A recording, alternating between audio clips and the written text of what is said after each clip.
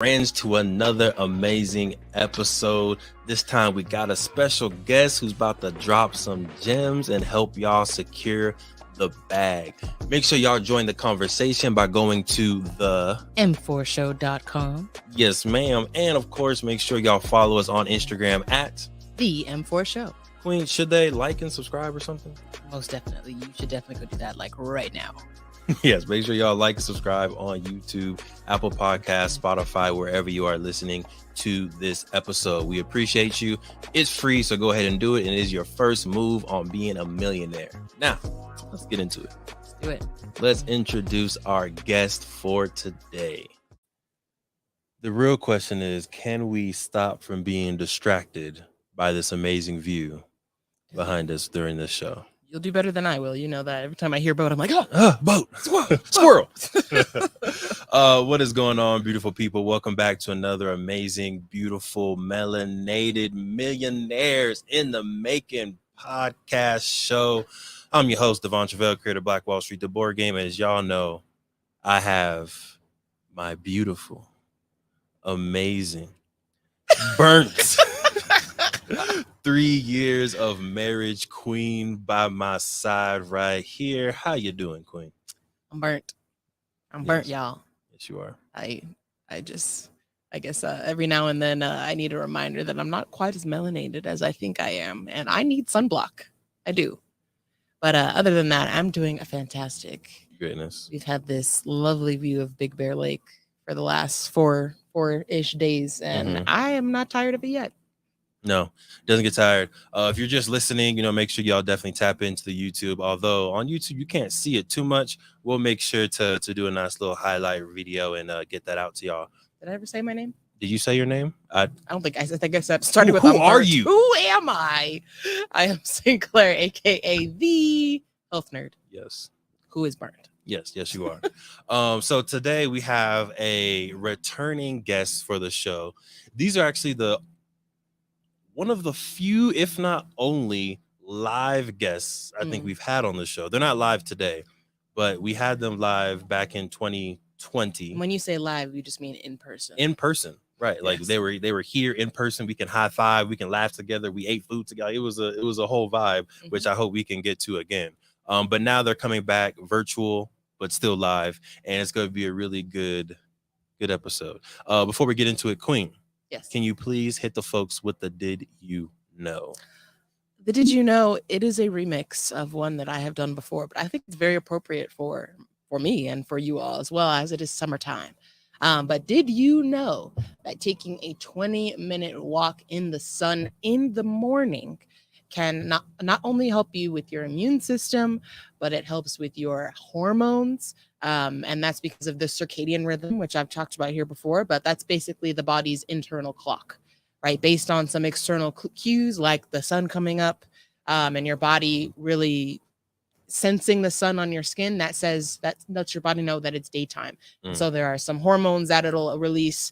There are some things that will start getting going inside the body. So the best way to let your body know that it is daytime and it's time to start getting moving, detoxifying, all that fun stuff, is to get out and get that sunlight, because your body will take the UV rays from the sun and convert it to make vitamin D. A whole lot of things happen. So make sure that you go and get some sunlight every single day. In the morning is ideal. If you're going to do it for more than 20 minutes, put on some sunblock. Word. Just do it. Just do it. Take my word for it. In the great words of Nike and Sinclair, just do it, y'all. Okay, so today we're going to get into it again. We're bringing back the founders, the owners of the Pawfect Dog Barkery. If you are a dog lover, if you've ever considered making your own dog food, perhaps at home, or cat food. I don't know if people make cat food like that, but if you just, you're passionate about your animals, you want to take care of them, you want to make sure they have the best quality food, you definitely want to get tapped into this episode. Queen, yes, are you ready? I am ready. Okay, well, without further ado, let's get into the episode. Over 50% of Black Americans are unmarried, and only 2% of Black families in America have a net worth over $1 million. We are on our journey to not only join that 2%, but grow that 2%. Facts. I'm Devon Truvel, creator of Black Wall Street, the board game, with my beautiful co-host. I'm Sinclair, aka the Health Nerd. And welcome to the M4 Show.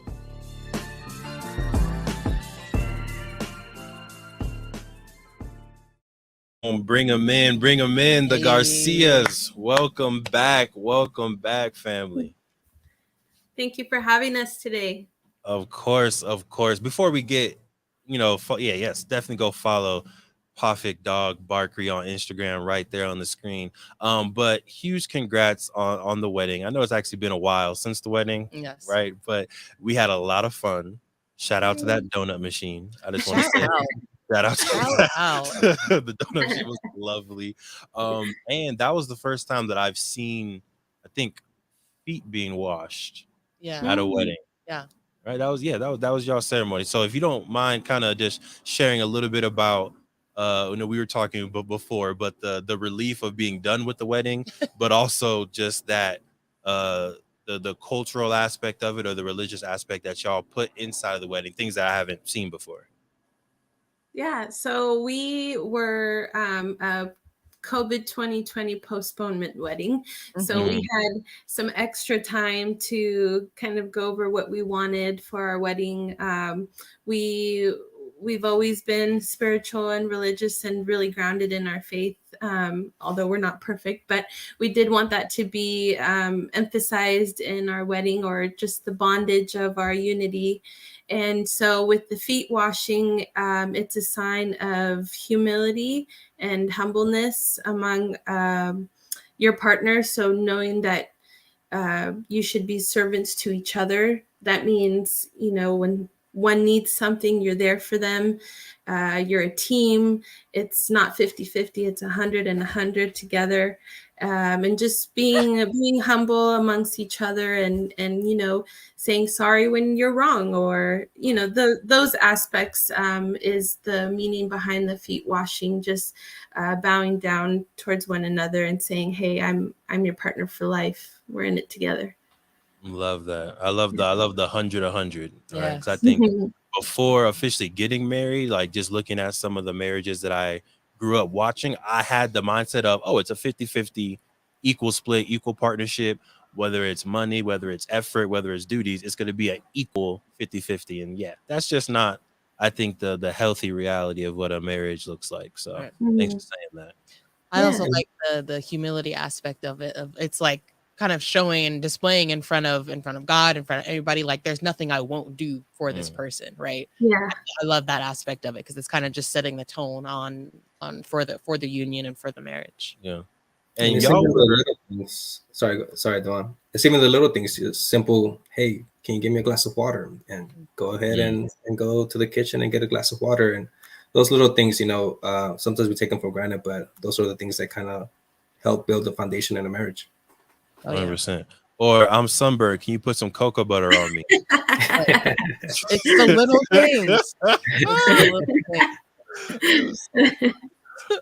But y'all were, already together for some time. You built up a really good foundation, experience together.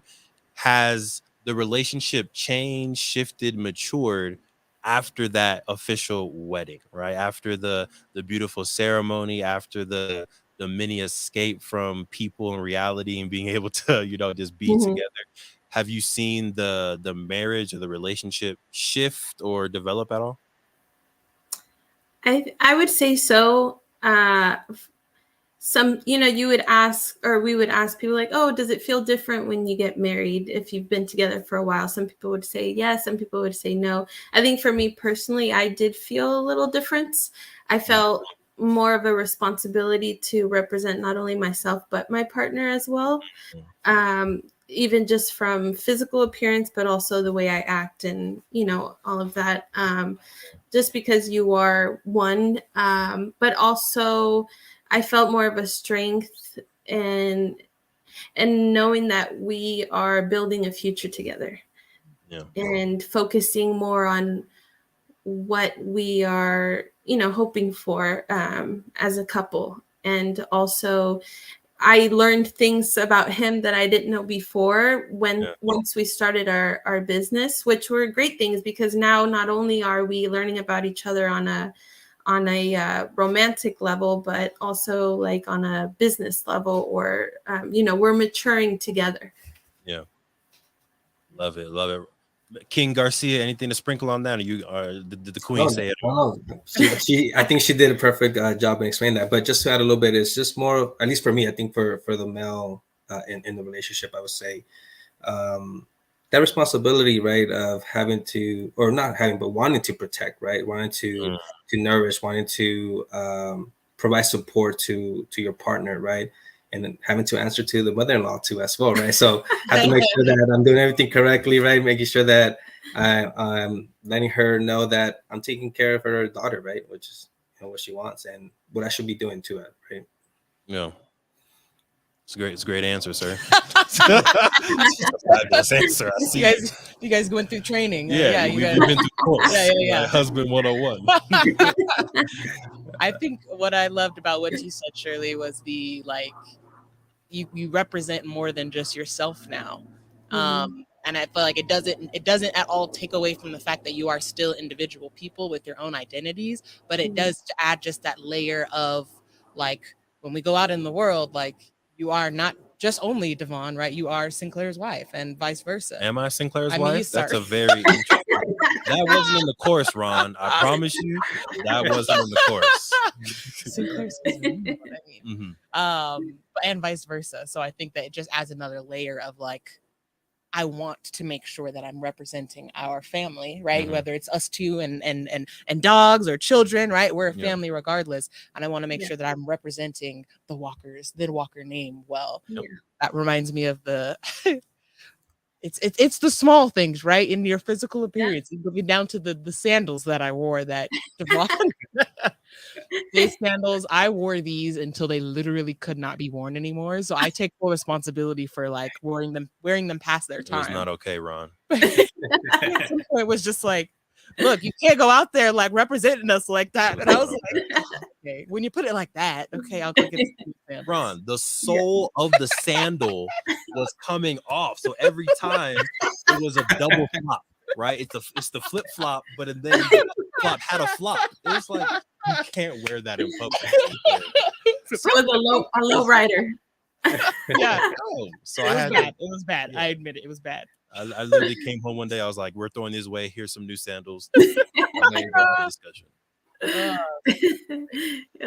So speaking of which, when you're out in public, you're not only representing, your family, but you're also representing your brand, right? I see the Pawfect Dog Barkery, the hat repping, the shirts, right? Y'all got a dope logo now. So I think the first time that we did this interview, almost a year and a half, 2 years ago, right? I think y'all were getting started.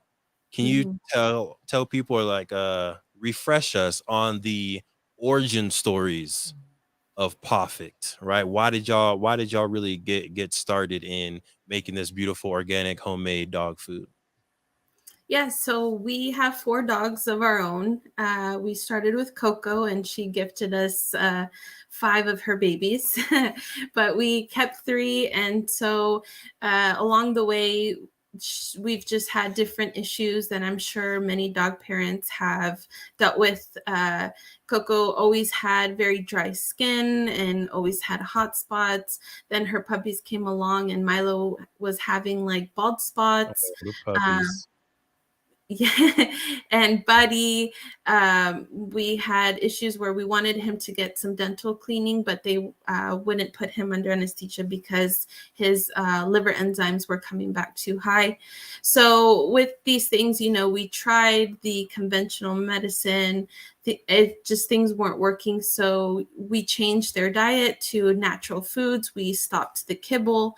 We now make homemade food for them through Just Food for Dogs. It's a do-it-yourself recipes. You can go to the store. They give you the ingredients list, and you can make it at home, which is a more affordable option for us because we do have 4 dogs. But they also have the prepackaged food already if you'd like to do that route. But we saw the changes immediately. It was just day and night. We didn't have to use medication anymore. We just use natural supplements. And aside from just the health aspect, we love to spoil our dogs. And where we live, we're in the Whittier, La Habra area, which we're right on the edge of Orange County and LA County. There's no dog bakery. We used to drive 45 minutes to the nearest dog bakery to buy a cake for our dogs for their birthday. So we saw a need in our community for a dog bakery, and so we said, "Hey, let's just do this, see how it goes." And it's something that we're passionate about because we have dogs. We can relate to dog parents, and we love it. We love the ride.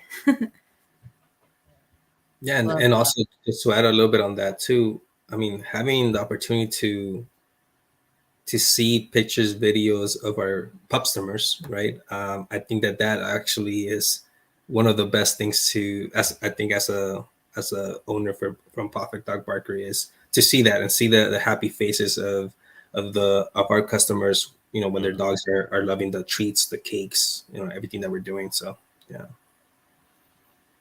I love that. I love that y'all's business to me is like the epitome of like turn your passion into a profit, right? Exactly. Turning something that you're already passionate about, that you were doing already, and just turn it into something that can help other people do the same thing.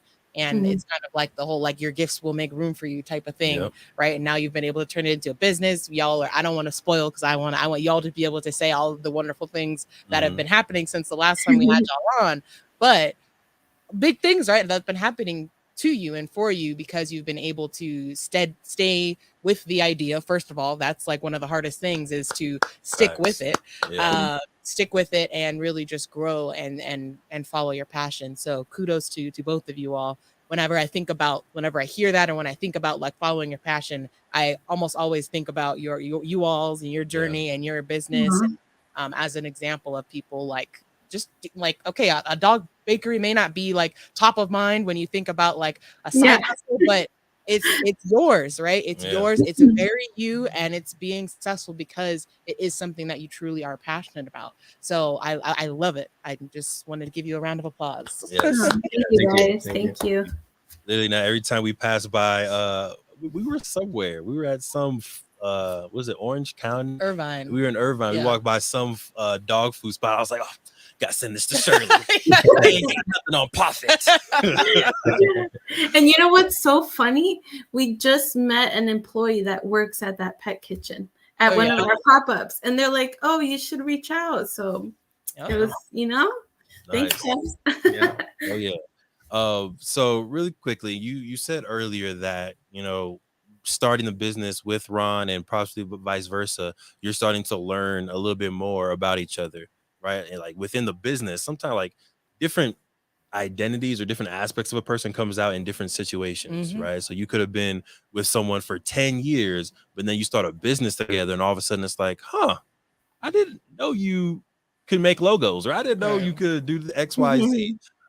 So what are some of those like hidden talents or maybe roles that each of you are starting to play within the business that maybe wouldn't have come out if you didn't start the business together? I would say, well, something that I learned about Ron is, and it's not a bad thing, but it's something I didn't know, is just he can be very type A with things, where what I mean is everything has to be perfect, and it has to be concise and the same every single time. I'm not going to point any fingers, but that sounds familiar.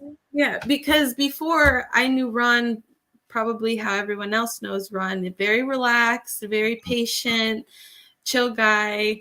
But now that we do this business, it's these things come up. And with baking, I mean, baking takes so much time. You have to be patient. it's a process, and if a batch messes up, you have to start all over. So you have to be really flexible. So in the beginning, we had to talk to each other and be like, hey, if not every treat is the same, it's okay. That makes it look like it's homemade, which is what we're doing. It's more natural. You're not using a big machine to make the treat. So just focusing on the little things like, hey, it's okay that it's not perfect, because it's our product, what we're making, it's what we make of it. But also he pushed me and my limits in the cakes that we make. There is no artistic ounce in my body. I thought that's surprising. So really, I've learned a lot about myself through this. If I can say quickly on a personal note, last year when we had our first year anniversary, we posted, like, we're so grateful for this first year. But I also mentioned a little bit about just my inner healing as a person. I never had the time to really focus on, things normal kids will do, paint, color, really expand their artistic mind, because I was the oldest of 3 siblings. So through this bakery, I've really, pushed my limits and seen what I can do. And every time he cheers me on, it's like, hey, just like, if you don't think you can do it, just try it and something will come out. So we've pushed each other past, what we're comfortable with, but it works out in the end. Yeah, and I love how it kind of helps you release that inner kid again. Yeah. Right? Like you're baking, you're coloring, you're playing with your dogs, your family. I feel like it does give you that extra sense of youth or childlike play. So love it. How about you, Ron? I think she took away what I had learned from her. No, and just the reason why is because it's funny. She gave me a gift when I think we were doing I think it was just like a date night. I think it was like a 3rd year that we're together, and we decided that, hey, you know what? Let's go to Michael's. Let's go buy a couple of art stuff, and let's just do something for each other, right? And let's make something for each other. So then I learned that, okay, she doesn't know how to be a bit creative. That's okay. We'll learn through it. But she has changed my mind about her, because, oh my God, if I can show you the picture of the first cake that she created. You can scroll on Instagram. And, she wanted, and I guess this goes back to what you were saying, type A. I was like, hey, you can't post this one because this was a little too, it's not that best, but you know what? Let's just put it out there, and we're making cakes. But it's just a little round cake with green and pink, and it says like HBD, right? Compared to some of her cakes now, like it's a big difference. And I'm definitely proud of all her accomplishments, everything that she's done so far, and just the creative juice that she has now, and that she always has. I think it's just didn't have the outlet to kind of share it, but now she does, and I'm grateful for that. And yeah, this experience has been really great so far. He said, "Do not post that." No. Do not post that. So while we're on this subject of our artistic abilities, me and the Queen did a paint and sip yesterday. Why are you laughing, Sinclair? I just thought about something else. I bet. We did a paint and sip yesterday. So we're gonna show you 2 paintings, and y'all let us know which one you think is whose. Okay, so number 1, go ahead. Got painting number 1. Oh, they're cute. Super nice. And then painting number 2. Go ahead, Sinclair. That's cute. I wish you could see his face when you started laughing. So, which one do you think is whose? I'm gonna say, because Sinclair has her dancing artistry, maybe that one is Sinclair's. The one Devon's holding. The one I'm holding is Sinclair's. And for those who are just listening, we have a beautiful beach picture. It has nice tan sand. The umbrellas are very vibrant and beautiful. The waves are going. The ocean is nice and green, and then there's a blue sky with very amazing, perfectly placed clouds. You know, it's everything has its place, everything has its order, and it's just very well organized and done. I'm probably really annoying in a paint and sip because I'm like I'm 3 steps behind. I'm like, y'all can go ahead. I need to finish step number 4. This isn't quite right. Y'all tripping. Okay, so for Devon's painting here, we have some I call this Costa Rican sand because it's like a darker sand, kind of like the beaches in Costa Rica. We've got some little black lines here, which I now know are supposed to symbolize like crabs in the sand. We also have some very vibrant umbrellas. Not quite fully umbrella shaped, but they're there. First off, why is there shade in this description? I'm sorry. Umbrella shaped? Man. You have 4 ships in the beautiful green water, green blue water. And then my favorite part is that instead of like a blue sky, he did like nighttime. And so we've got like a dark sky with some constellations. He was very detail oriented here, which I respected. He's got the Big Dipper. And then he also has spelled out our wedding anniversary date in stars. Oh, it's yeah. So you were laughing at first, Shirley. Now it's all, huh? Okay. No, it was a good laugh. She's like, oh, that's cute. Now, in theory, does it? Sorry, there's no more shade. No shade. It's beautiful. Thank you, Queen. Yeah. Go ahead and continue with your shade. I was just gonna say. I mean, in theory, it doesn't necessarily make sense because if it's nighttime, there's typically no boats and no umbrellas on the water. But it looks fantastic. It does. Thank y'all for tuning into them for a show. Appreciate it.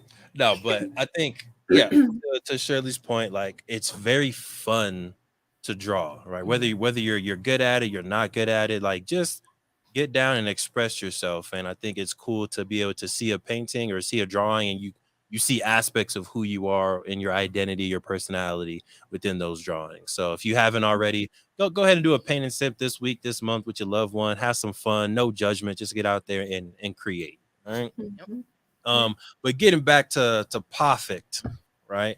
I want to kind of learn a little bit about advice that y'all have or like those early stages of when you made your first cake for your own dogs versus making it for other people's dogs as like being friendly, as I'm sure y'all were, versus okay, now we can make a business out of this. We can sell this. So can you just walk us through like those like quick stages of turning that real passion, that gift into something that you can actually make money from? Definitely.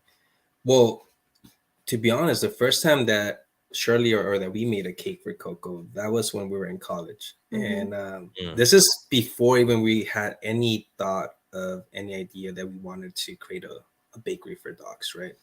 I think this is like maybe her 3rd or 4th year. We were in Davis and it actually came out really nice and she loved it, right? But and then the bakery didn't happen in I would say maybe another 5 years after that, right? But what we did have in mind though, we wanted to have a business. I grew up with a family that, worked in businesses. My father, he sell pillows. He will, manufacture pillows and wholesale them, and he will sell them like that wholesale. And then when that ended, he went into produce, right? He would sell wholesale produce here in LA. But so for me, there's always I wanted to have my own business, right? And I remember still the time that we were driving down from Davis. My niece was visiting us, and we were just having a conversation, and we are just saying, hey, one day we want to have a business, and we're just thinking of ideas. And one of the ideas was maybe we should have like a mobile dog grooming, right? Something related with the pet industry, right? And Davis, I never saw a dog groomer, a mobile dog groomer, right? Or at least in that area. Here in LA, there's so many like we've seen, but that was kind of like we did know that we wanted to have a business somewhere in the pet industry. We just didn't know what, right? And then, with the whole pandemic though, I think that gave us an opportunity, that since we were working from home, to kind of start this idea, put it into practice.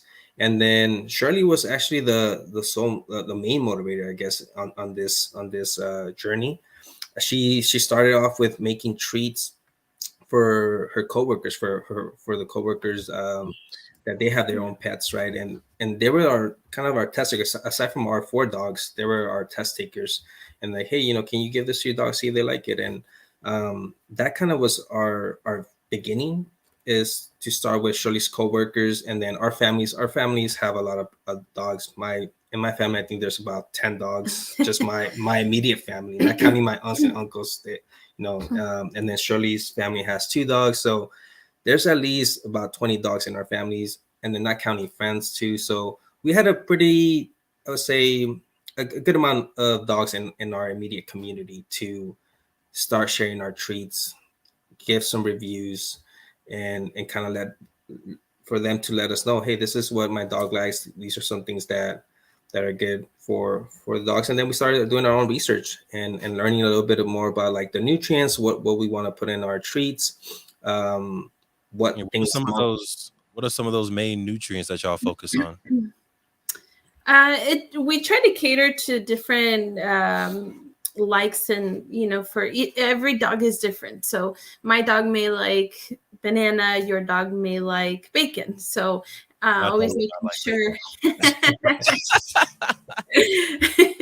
So we try to have a good variety, but what we focus on is making sure that everything we use is human grade and is natural. So we don't use any preservatives. All we do to make the treats last is dehydrate them, because in the end, even though our treats are natural, if they were just if we didn't dehydrate them, you'd have to refrigerate them. They won't last you more than probably a week. So you also have to think about the consumer and the families that you're selling to. You don't want something that they're going to spend $12 or more on for just a week. So you want to make it count. So that's why we dehydrate them, but strictly through the dehydrating process. So we use vegetables like carrots, apples, broccoli, salmon, and all of these ingredients do have some type of benefit to the dog, just like it would to us. I mean, we use turmeric in our chicken jerky. Turmeric is great for anti-inflammation. Yeah, and like us, it's a great anti-inflammatory. You can add it to your tea. You can, add it to your food. So really using ingredients that in some way will benefit the pet. Love it. Okay, so sorry, Ron. I wanted to get that nutrients really quickly, but you were talking about using your family and having those coworkers as like a nice base. You had about 20, dogs that you were, serving and treating. And then what was that stage where it was like, okay, these 20, they're good. They keep asking for more free stuff. What was the switch from giving away for free to let's make a business? Well, then we started with, okay, let's create our brand, right? And again, we tapped into our community. We actually have I'm in fraternity, so my fraternity brother, he does a lot of designs, web designs, and he actually is the one that created our logo. So he's been with us since the beginning. And I think it's all about, hey, who's in your community, who you can reach out to, make things a little bit more affordable, especially as a startup business. I think that's really important to make sure that you're reaching out to your community. So we tapped into him. We kind of told him the concept of what we wanted, and he gave us a couple ideas. We went back and forth with a few months to finally what we have now, which is this Pawfect Dog Barkery and a little doggy to the right side, and and then we started advertising, right? And I know that we have it somewhere. I wish we had our first business card, but our first business card is literally, we type something in on a Word document and printed out a bunch of them. And I think it was like paper, just black regular, and white. Yeah, regular black and white paper. And then we went walking as we normally do, just walking around our neighborhood, with our dogs, and we're just dropping them off on each mailbox, and then just, manually us going in there. And that's kind of how we started the first process of, this is something we want to do as a business. Let's see if we get any hits. And a couple of people did reach out to us. By that time, we already had an Instagram and Facebook page for our company. And, we started getting the word out there. And here in SoCal, there's, it seems like since the pandemic, but even before then, but since the pandemic especially, I would say that there's been an increase in how many people go to outside pop-up markets, and this is all across Southern California, and last time I did see some in Northern California, but here we have so many opportunities for us to cater to different areas through these pop-up markets. We've been to San Diego, we've been to Huntington Beach, Newport, LA, and then here in our area, Whittier, La Habra Heights. And we started actually in a small little pop-up that we paid, I think, if I remember, $25. It was outside like this little pizza place in Norwalk, California. And I think we had about 10 customers, with 2 being our family members. But that's kind of how we started. We decided, hey, you know what? Let's start marketing. Let's start going to these little events and see if it worked out. And we went from that little $25 pop-up event. Then we had started doing some more like house pop-ups, and then we decided, you know what? Let's go directly to the consumer. Let's go to the dog parks. So we started going to dog parks and kind of sharing our business cards. By this time, we already had little nicer business cards. So we had I would say legit business cards by that time. And we started going straight to the consumer, and then just from there kind of blew up, and doing Instagram sales. So anything to add? I think the biggest thing was just going for it. I mean, we never thought we'd have a dog bakery, but here we are almost 2 years later. I think just going with your gut, and once we had the samples, reviewed by my coworkers and our family members, we just went for it. I mean, I don't think we really thought about it. We were just going with the flow and seeing what worked, what didn't work, and thankfully we're blessed that it's grown, to where we are now. And we don't take anything for granted. We just, keep working at it. And I think as a small business, you have to be flexible in knowing, like you're going to have to make changes as you go and see what works and doesn't work. Yeah. I love a couple of things, but to really just piggyback off of what you just said is that, one, I wanted to go back to your business cards, right? You said that it was a Word document, black and white, and you just printed them out, and you started with that and, started handing them out. And I think that, I know for me, especially being the one of the two of us that's more detail oriented, the more like perfectionist, if you will, like it has to be this way before we get started. I think that was, as he brings the painting back, that was something that I had to let go of. And I'm still working on letting go of the idea that it has to be perfect before you bring it out to the world, because the truth is, like, it would just never it would never be brought out to the world if that was the case. So I think it's important, like for us, the first Black Wall Street, the board game, right? Our MVP, our minimum viable product, was a U-Haul box that we cut out. He drew the board out on it. We made the cards and PowerPoint, and we used text. I mean, that's the first time that we played it to make sure that it worked. We didn't go get a whole board printed, right? Because you don't want to put too much money and time into it when you just have the idea at first. It's really just important to get something out into the world, whether that's on a blank piece of paper, whether that's on Microsoft Word, whatever it is. It's just important to manifest it in some way.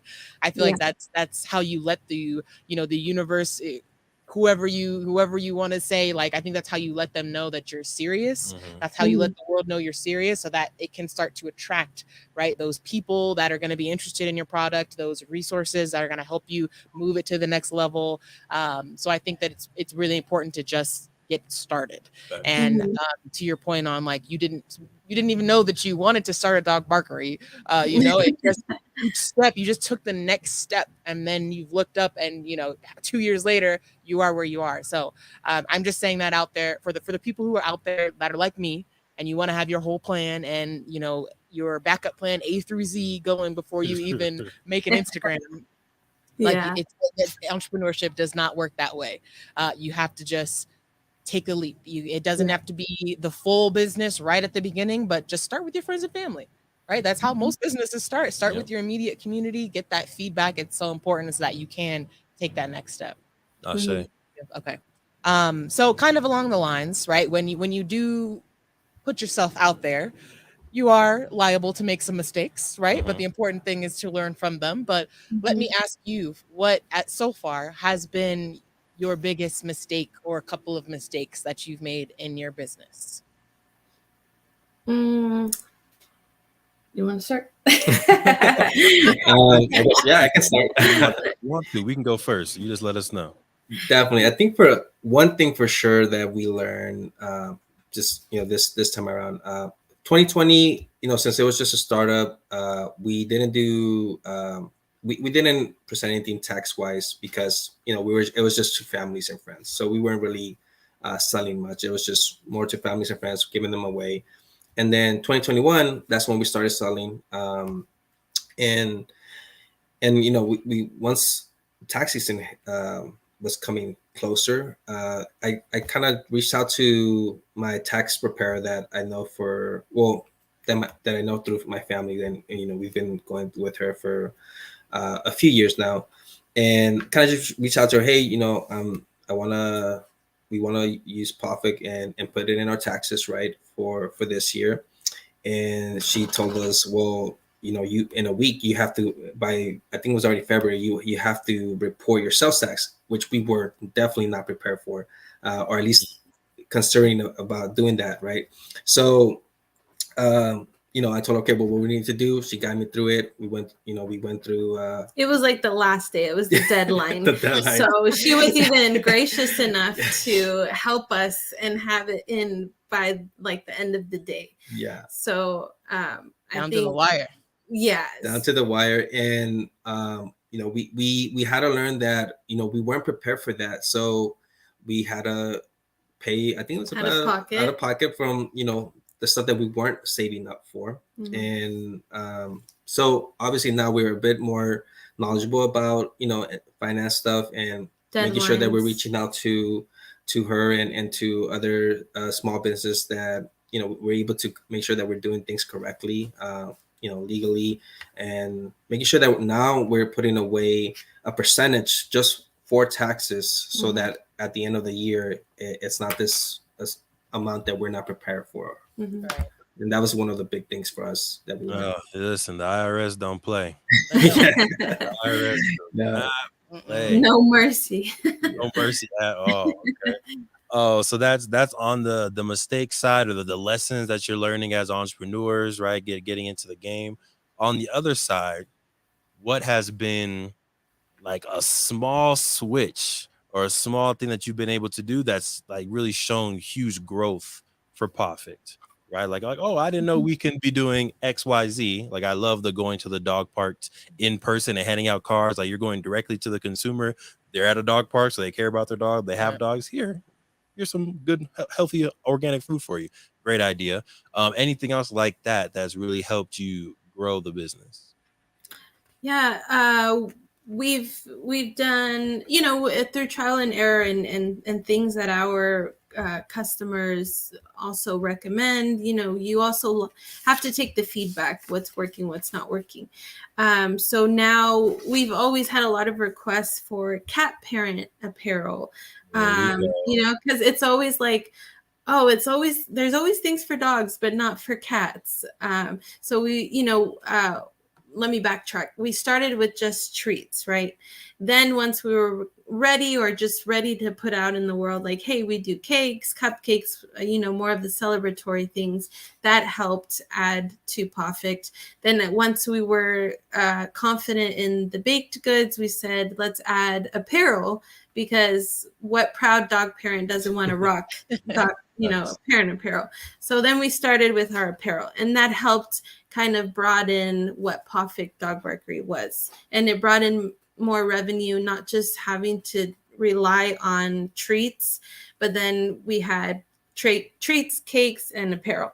So now with that, we've broadened our horizons. We added cat mom apparel to our store. I read a book, and this was before your book came out, Devon. So I'm reading yours next. Thank you. Like kind of, it's called The Side Hustle Guide. And I'm sorry, I forgot the name of the author, but taking things from the book, like don't just focus on social media or just one platform of social media, because it's almost going to be 2 years and we only had Instagram. So we had our Facebook, but we're not really active on the Facebook. More of our population we cater to is on Instagram. And then we thought about Etsy, but there's a lot of, financial charges and things that would kind of take away from the profit. So we really wanted to start our website.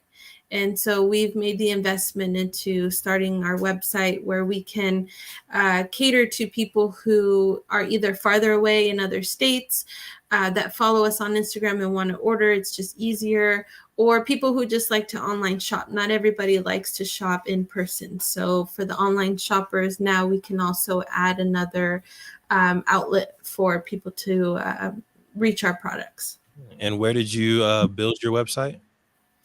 So we actually got connected with JV. He's a local web designer in Azusa, California. So he helped us with the web designing. Of course, that's just a whole nother thing, which also taps into things that you're not good at. Reach out to someone that's good at doing it for you, because Yes. a lot of people, would tell us like, hey, just do something simple.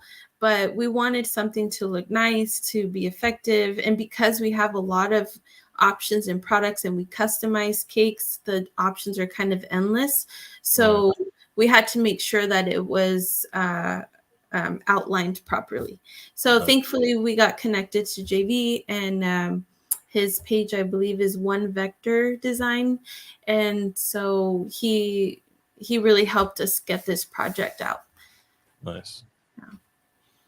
And going back a little bit more on that, I think it's important to, as a small business, to support other small businesses. And I think that's the reason why, we decided to use him. And then even in some of the stuff that we carry, we actually tap in with other small businesses that we work along. For example, we have our friends that we do several pop-ups all the time, Mom and Wag. They actually create the bandanas for us that we use for our birthday packages in what we do. So we've tapped into several small businesses, work together to kind of create with the content that we have, and also diversifying, the platforms that we have as well. So now that we have the website, we also have 3 different store locations that carry our treats. And one of them even Come on. thank you. Out here. And one of them carries, already ready to go cakes that was something that we wanted to have. Since we don't have a storefront right now, that location gave us opportunity for us to not have to worry to be there, but it's we just have to supply, make sure that everything's there, and it's income that's coming in without having us to be present there. So yeah, a lot of people, either don't plan or forget their dog's birthday. So it's kind of like a last minute thing. So for people who are looking for something quick, now we can say that we offer ready to go cakes and cupcakes. Oh, yeah, listen, people forget humans' birthdays, and they'll be there the day of buying cake. So I can only imagine. Can you talk a little bit about, one, how did you get into those, first few stores? What was the strategy of the networking? And then the second part, what you care to share, is the business model of making it. And I don't know if you sell it to the store, or if they're on consignment to where once they get sold at the store, then you get the money. Can you talk about those two things? Yeah. So reaching out and being presentable or what's the word? Social, I guess. Putting yourself out there and being proactive with your business, because ultimately you make what your business will become. So if you're proactive and you're out there and you're speaking about your business, that's how you get more people to know about your business. So we had heard about a new store that opened in our area, and they had some other small businesses that we knew about that we've done pop-ups with. And so I said, hey Ron, like, let's just reach out and see if they're open to pet products. So we went directly to the store and we asked for the owner. And once we got in touch with the owner, had that conversation. And with our first store, we started just by, they buy our products. Wholesale. Yeah, Nice. so wholesale. And then once we opened up other stores, it was more of a contract basis, what we both agreed upon. So our other two stores are based on consignment. So we leave our products as much as we want to leave, and then as sales happen, then we get money back. And so really just finding opportunities either on Instagram or in person. Someone connects you to someone else that can get you somewhere. Just taking those advantages. And saying no is, if you get a no answer, that's fine. At least you tried. Yeah. So yeah, that's really connecting with other community members, and also just making sure we go out there and find options. Love it. Shoot your shot is what I'm hearing there, right? You never know. Go into that store, whether it's a bookstore, whether it's a pet store, whether it's a game store. Go in there, be like, I want to talk to your owner. I got some good business to talk. I like to what I've started to. So I'm the person. He's like the shoot your shot person. I am just. It's a part of our whole relationship history, right? Like he's been that person. I'm definitely the more scary one of like, okay, well, I don't like. Let me. Is there some? I'm always like, can I do it online? Because I don't want to go. But anyways, I think that it is very important to be able to just shoot your shot. And I always think about when I get into that zone where it's like, I don't know if I want to go. I always think about CJ on the Secret to Success podcast, and the way he put it, it clicked for me. He was like, it's already a no, right? If you don't go, it's already a no. So by default, it's a no. So even if you ask, if they say no, you have the same result as if you didn't go try. You so lost nothing, right? So you lost nothing. So you might as well go try for the small percentage of the possibility that it could be a yes. Yeah. So I feel like if you keep that in mind, like you're already at ground zero. So anything, you only have up to go from here. A no is just another opportunity for growth. Yep. Mm-hmm. I feel like. Sorry. Go ahead. No, go ahead, Shirley. We did have some stores where we started and then maybe some products didn't work out, so they just kept certain products. And then once we closed that half door, another door opened. So it always works out. Yeah. And I was going to say really quick that I feel like you're here where you are today because of the no's you weren't afraid of becoming yeses. Right? So, for example, we all went to UC Davis. We all first had to apply and put ourselves out there to possibly get denied to UC Davis. And some of us did get denied at first. And we had to ask again, hey, UC Davis, are you sure? You know what I mean? Sure you want to say no to all of this? I'm just saying. All the yeses, right? Asking, your queen to marry you. There was a potential no that could have happened.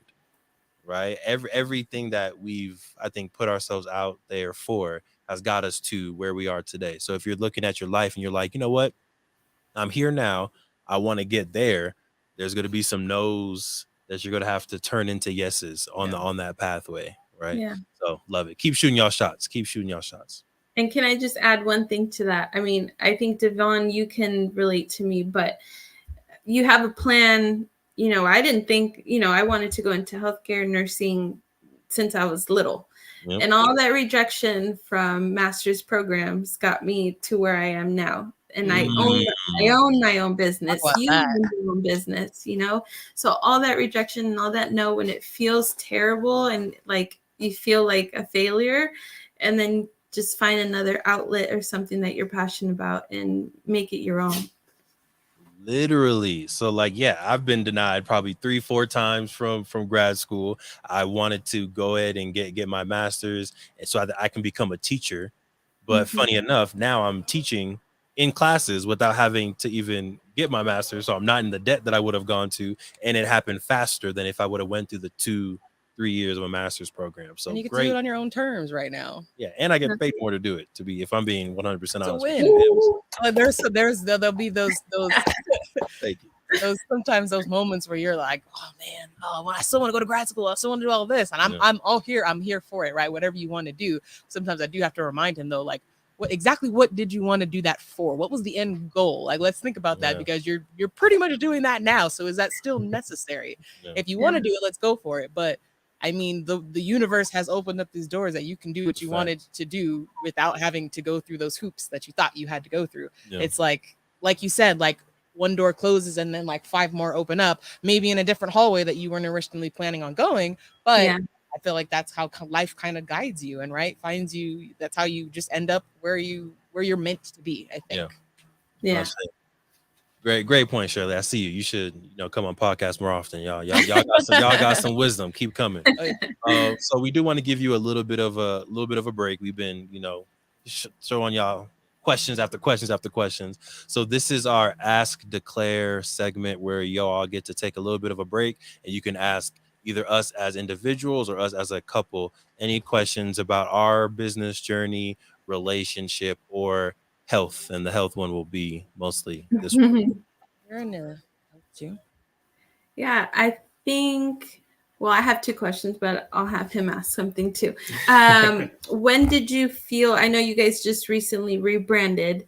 So when did you feel you were ready to rebrand or wanted to rebrand? Great question. And I'm gonna try to make these quick because I heard you say you have multiple questions, so I want to get to them. I think when we probably like a year into starting the True Health Forever podcast, I was starting to already like notice that we're talking a lot more about wealth than we are about health. And even the Queen was like, yeah, we're kind of talking a little bit more about wealth these days, or money, or business, entrepreneurship. Most of our guests that come on are talking about their business. So it's not really matching 100%. And I was like, yeah, you're right. But honestly, at that point in time, we weren't 100% ready to do a rebrand, because a rebrand, it took a lot of effort, right? So, and then a year goes by again, or maybe like another 6 months goes by, and we are in Santa Barbara doing a podcast just like this. And it comes up again, like, you know what, maybe we should think about another name for this podcast. Let's do a rebrand. And we're on with Jair. This is after the show goes, and he's like, yeah, I agree, you should do another name. And we were like, oh, well, I mean, if he agrees, then we should go ahead and do it. And we literally just threw out a name. How about Melanated Married Millionaires in the making? And first Sinclair was like, no, I can't say it. It's too long. Oh, that was the main concern of that. Look, y'all notice who opens up the podcast every week? That is by design. I'd be here like, oh, minute. But from there, we were like, yeah, we are talking more about wealth, where we want to niche down a little bit and focus on our married couples, really highlight love a little bit more within the world, and highlight people who are ambitious and trying to build something together. So after that, it probably took another 4 months to actually fully rebrand, to do new intros, to get a new logo. And shout out to our entire team, Jair, Rajel, Harry, like it was a full team effort to get this done. And I was very stressed, Shirley, to be honest with you. It was a stressful 3 months, because I don't I'm a very fluid person, but also I don't like being in between things. So like there were some things that were still branded as True Health Forever, but then we were introducing the M4. So then the outro would be M4, but the intro would be True Health Forever. I'm just like, I hate this experience right now. Like if I was watching, I would be like, they're confused. I'm not watching this anymore. It took probably a solid 4 months, but now that we're in season 2 of the podcast, we're like M4 everything. It's lovely, and we've gotten good reviews, and people saying, oh yeah, rebrand, that was smart. People before, we asked them, we were like, True Health Forever or M4, and they're like, oh, True Health Forever, it's better. But now those same people are like, oh no, M4. And I'm happy. So 2 points. I think that came from it's important to get the feedback from people, but I think what's more important is what you do with it, Mhm. right? It's all it is information. It doesn't, and that's this. I had to like teach this to myself. So right, we saw that people were kind of all over the place in terms of what our new name should be, but we felt very strongly about M4, and we were like, this aligns with where we want the podcast to go, Where we want us to go. where we want us to go as a brand. And so we're gonna take the leap and we're gonna go with this. And now we're seeing everybody else kind of come on like, oh, okay, yes, like we have to keep in mind that they're not in your head. Even the people's if you're getting somebody's feedback, keep in mind you're only getting that 2-minute snapshot of whatever conversation you're having with them or whatever survey they're filling out. Like, they don't have your vision, they're not running the business, so they're not going to have everything that you have in your brain as they're answering that question. So we had to keep that in mind, and at the end of the day we just decided to go with what was speaking to us, and I'm very happy that we did that. Indeed. The last thing, yes, that I wanted to mention is that one of the things that I think even brought up the possibility of a rebrand is we reached our 100 episodes of True Health Forever. So that was kind of a pivotal moment for us to stop and reflect. And I think during that reflection is when we started having the conversations on like, does this, like, as a watcher or a consumer of this podcast, am I getting what I expect when I click on True Health Forever, or when I subscribe to True Health Forever and I listen to these episodes? Am I getting what I expected from it? And I think that we just had to really answer that toughly and say, like, probably not. If I'm an avid, health advocate, and I found this podcast, although I would probably still listen to it, I don't know that it would hit on exactly what I wanted it to hit on when I see health. So I think that that's part of what we had to be very honest about, and kind of start that conversation on, like, okay, so what do we do? Do we either change the content, and do we change the content so that it is more health related and we are more on brand, or do we stick with what we've been going over, which is wealth, right? Focusing on wealth and business and relationships and things like that. And do we just change the name? That was kind of the next thing we had to discuss. And I think we both decided that let's this content is what we cover because it's what's important to us, and it's what is what draws us. So let's keep the content where it's at and just rebrand the name so it matches what we want the podcast to be about. All right. Awesome. Yeah. Well, thank you very much, Shirley. We appreciate it. I love the story. Do you have maybe one more? Do you have a question? Because I have a question. But I want to give him a chance if he has a question. This is more for Sinclair, because I know you freed the queen in your household. Yes, we did. Come on. And so we're on that journey, hopefully. Yes. What would you say, since you did become a full-time entrepreneur, has been the most difficult part of it, or the biggest challenge? Okay, so I'm indecisive, so I'm gonna give you. I'm indecisive, so I'll give you two. One, I think, and we were talking about this a little bit more beforehand, but entrepreneurship is really glamorized on Instagram, on just in TV shows. Like, it's very glamorous, and it makes it sound really cool and all that fun stuff. And easy. And it makes it sound easy, right? You're just your own boss, and everything's gonna be great now. They say, but it's hard, and I don't think that it is talked about how emotionally difficult it is to be an entrepreneur, and a full-time entrepreneur, especially if you have already been in the corporate world for some amount of time. So I was in the corporate world for 5 years, not hella long, but still a good amount of time. Like 5 years. I mean, I was only 27 at the time. So that's a good chunk of my life that I've spent dedicated to furthering someone else's dream, to put it bluntly. And so, but I think there are some habits that are ingrained in you that you don't realize that you have to break until you have to break them. So the idea that whether you are physically being told, I was never really physically told what to do. Like, I go do this, go do that sometimes, but you still have your list of responsibilities that you are expected to do on a weekly basis. So it's much, I try to stay away from like easier, harder, because they're both hard, but it is a little bit easier to wake up and know what you need to do if It's more transparent. transparent. There you go. It is more transparent what you need to do in a 9 to 5 job, because you wake up and again, you're typically doing the same type of things, right? You have your duties and your responsibilities that you're supposed to do.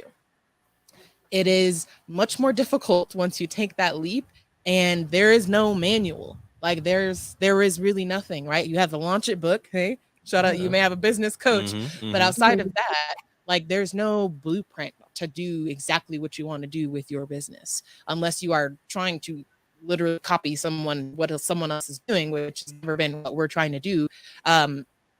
There's no blueprint. And so even the idea that, okay, I'm waking up and it's cool to say that I can do what I want today, right? I get to decide what I want. But at some point, like it took me like a month of doing that before I realized like I'm doing a lot of nothingness. Like I'm doing just a lot of stuff, busy work, right? Trying to make myself, because that's what I was used to doing, I guess, right? Just doing stuff to make myself look busy, to feel busy. But am I actually doing things that are furthering either of our ventures? And that's what I had to get to the point of being honest with myself on, like, you're wasting a lot of time, Sinclair. You're wasting a lot of time. So let's get serious. Let's get a calendar together. And this is still something I'm not to the promised land, y'all. I'm still actively working through the journey, right? Not a destination. But like, let's get a to-do list together, right? Okay, what do you need to do for Black Wall Street today? What do you need to do for your health coaching business? And I think that even the balance of what is prioritized and what I'm working on certain days of the week is still what I'm kind of working on now. But long story short, I think the idea that you don't have somebody to tell you what to do and you don't have that outline of your duties and responsibilities, which I mean, we kind of do, that we have for the business, but it's a little bit different when you're put in the fire. I'm like, okay, yes, I'm logistics and operations, but what does that actually mean? What do I be doing today? Like, what do I need to get done today to further and make sure that I'm upholding that title, Yeah. So I think that that's been some of the hardest things for me, is figuring out, like, what does my day-to-day look like as this person, as this entrepreneur, as this whatever. That's been one of the hardest things.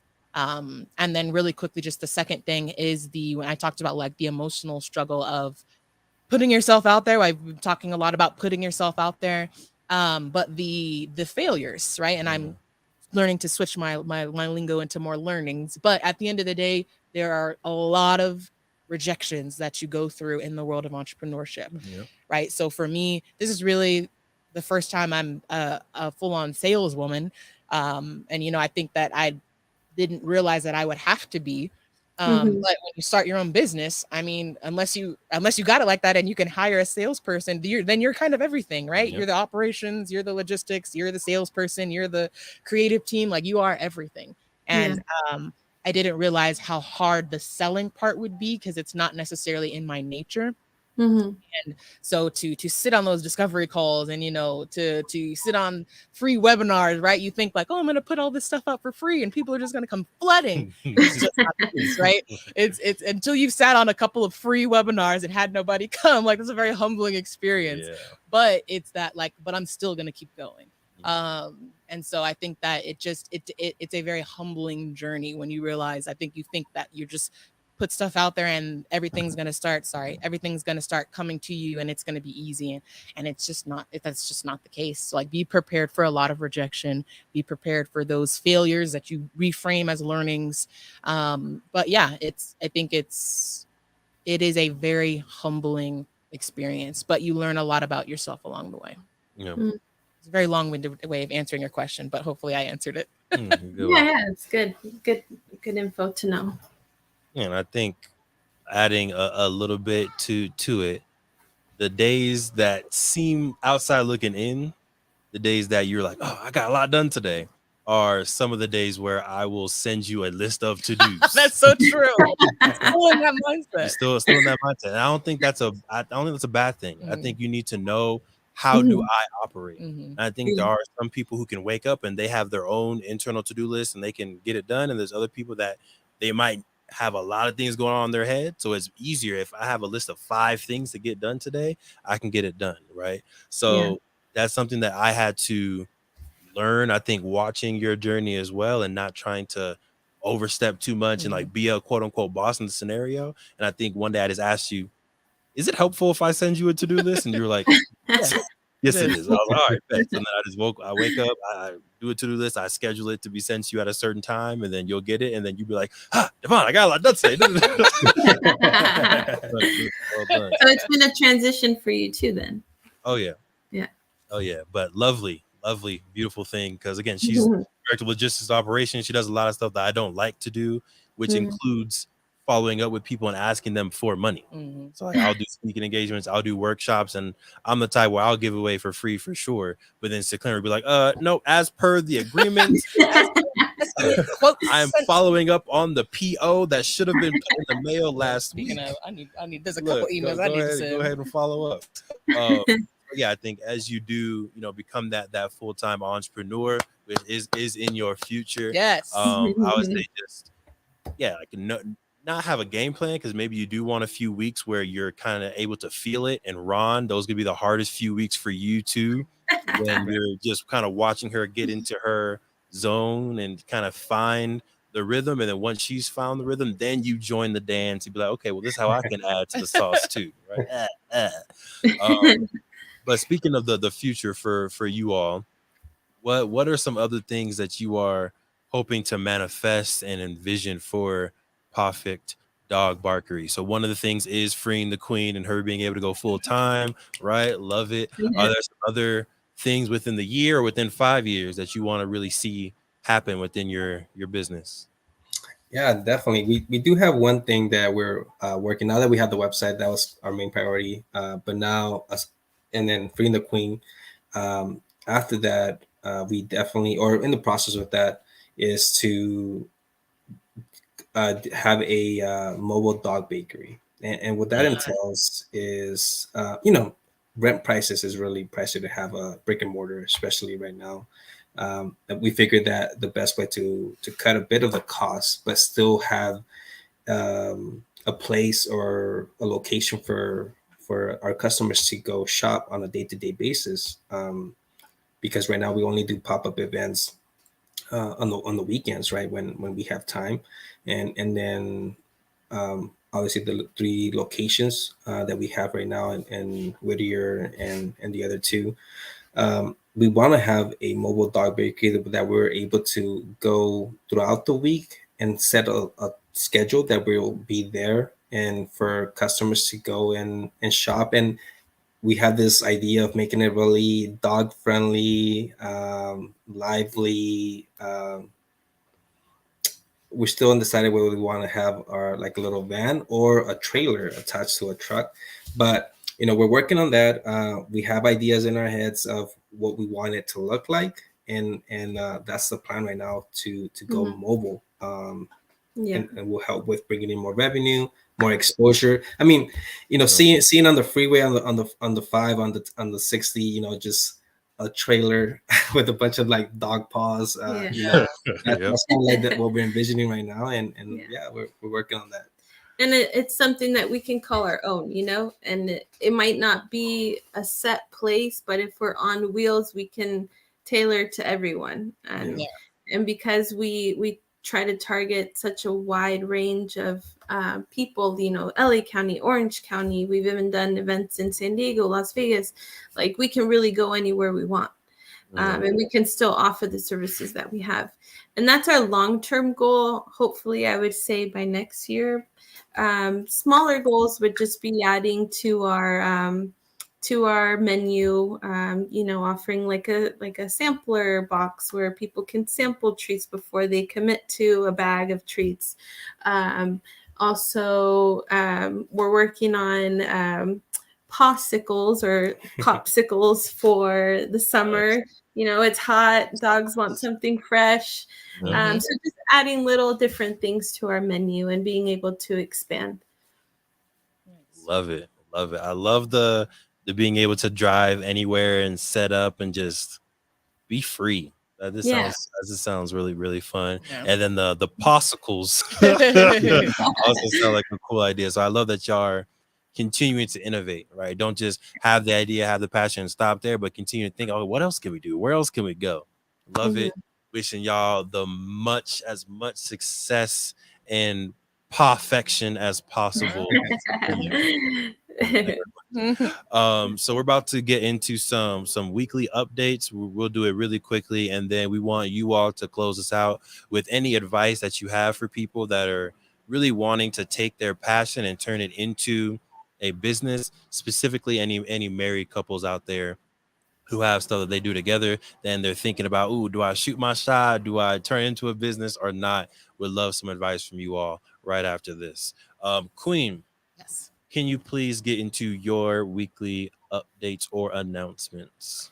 Yes. So, per usual, we still have our 90-day weight loss formula, which is a holistic weight loss program for any of my queens out there that are trying to feel better, right? Make up with that restored energy, and trying to look so good and feel so good that you go into the back of that closet and you pull out that dress, the freakum dress. You know, the one that you haven't worn in a couple of years. Maybe you haven't felt quite up for it, or it does, it hasn't fit. Whatever the reason, we're gonna make you feel so good that you gonna come grab that dress and wear it with confidence. Okay. Yes. So if that sounds like something that you're interested in, the first step is to schedule a free 30-minute call with me at queen2queencoaching.com. That is queen, the number 2, queencoaching.com. Schedule a free call. That's where we'll just talk about making sure that the program is right for you and that you are right for the program, because I'm not about just taking your money. I want you to be a walking billboard of queen to queen. And then lastly, if you are still trying to get that summer, winter, fall body here in California, you can really go to the beach whenever. So trying to get your body right and you're not quite ready to pay for it yet, we also have a free weight loss accountability group. So that's just a bunch of women have the goal of losing weight, and we come into the group and just motivate each other each and every week to stay on top of what we say that we're going to do. So if that sounds like something you want to be a part of, it is free to join, 100% free. You also can go to Queen to Queen Coaching and click on the free weight loss accountability group button and come join us on Telegram. Boom, there it is. And y'all know me, y'all definitely make sure y'all go get Black Wall Street, the board game. It is a family fun way to teach Black history and financial literacy and ownership at the same time. At the same time. Go ahead and get your game today at playblackwallstreet.com. This is also the last week to sign up for our Greenwood adventure. If you would like to travel to Tulsa with us, experience the history, go to the museums and get a beautiful tour from some locals, definitely make sure you head to playblackwallstreet.com and go ahead and sign up for your tour. We'll see you in Greenwood. All right. Now back to our guests. If y'all don't mind finishing off, closing us with some beautiful, wise words of wisdom for any other couples out there or folks out there looking to turn their passion into profit. Yeah, so I think for me, and I'll let him speak as well, but I think it's very important to choose something that you're both passionate about, especially if you're going into business together as a couple. Something that you both enjoy, something that you're both passionate about, that you like, that you can see yourself doing together, because in the process, as we talked about today, you're going to, possibly learn things about your partner that you didn't know before. So you have to be patient with each other and grow together while you're growing your business. And also make sure to make time for each other as well. Once you have started the business, we were just go, business at first. And so we've had to step back and make time for each other. Now our date nights or date lunches or date dinners are during the week because we're busy doing pop-ups on the weekends. Make time to, like us, we eat breakfast together because that's all we can do during the week. We're busy with other responsibilities. So just making those little times for each other and remembering that ultimately, you're a couple, you're married to each other, you love each other, and put each other first before the business. Yes. Thank you. Just to add a little bit more on that, I think supporting each other, right? I think, especially as a married couple, if you go into business together, making sure that you guys talk about the goals, right? Make sure that you revisit it, and obviously give to, I would say, honest feedback too. If something's not working, I think it's okay to have a conversation with your couple, with your partner, and make sure to revisit that and be open about that. I think that it's okay to have a difference of opinion. It's just a matter of finding, okay, what is the best, we're working on the same goal, which is to make this the best business that we can in the pet industry. How can we get there? And it's okay to have differences because we're trying to work on the same goal, right? Yeah, constructive criticism, I guess, but accept it and come to an agreement that will work for both views. But yeah, there's been a lot of that. 100%.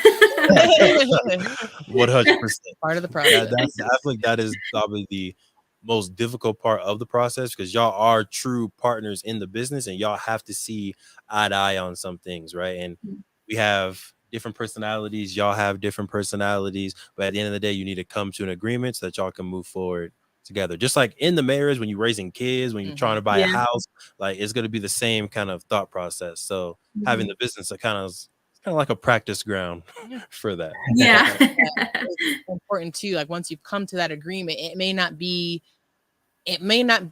able to do like a full compromise where, okay, we're going to take bits of this idea from this person and bits of this idea from this person and create one wonderful hodgepodge of both of your ideas. It's not always like that. Sometimes it's like, okay, you know what?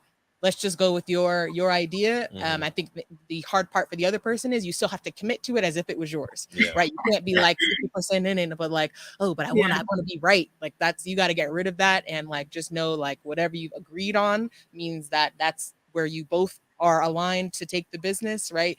Even if it means one of you is not getting, or it's not one of your ideas or the other, but I think you just have to commit to it, both of you, full force, and just be ready to pivot if it doesn't go according to the plan. 100%. All right, y'all. Make sure y'all go to www.pawfectdogbarkery.com. Get your dog, get your pet some treats, get yourself some swag. If you're a dog owner, get yourself some swag, get you a cool hat so you're walking your dog, they know it's yours, all that good stuff. All right. Shirley, Ron, we appreciate. Oh, show the shirt one more time. I didn't even see the full shirt. I love that. I love it when you come in big. All right, cool. Yeah, love it. Make sure y'all go support Shirley, Ron. We appreciate y'all as usual. Hopefully, we can do some friendly stuff, get some more food, chillax a little bit. We'll hit y'all up. All right. Thank you so much for having us. Of course. And thank you all. If you're listening, if you're watching, we appreciate y'all for tapping into another episode of the M4 Show. We are on episode 119. Season 2. If you do go back and you watch season 1, you will hear a lot of True Health Forever stuff, because that was a different phase of our lives. Yes. Season 2 is all M4. Make sure y'all share this with a friend or a couple that you love. Queen, anything before we get out of here? Nope. Excited. Go be great. Enjoy the link. Yes, click on the link, of course. Make sure y'all go and secure the marriage, secure the vision, and secure the bag. We'll see y'all next time. Peace. Thank you for supporting the M4 Show and our mission to increase the wealth of Black families. If you received any value from this episode, any value at all, any, do us a favor and give us a like and subscribe on YouTube and Apple, Spotify, anything, all of them, all of them, wherever you're listening. Go ahead and like and subscribe. And after you like and subscribe, make sure you send this episode to at least one family that you really want to see win. We'll catch y'all next time. Peace.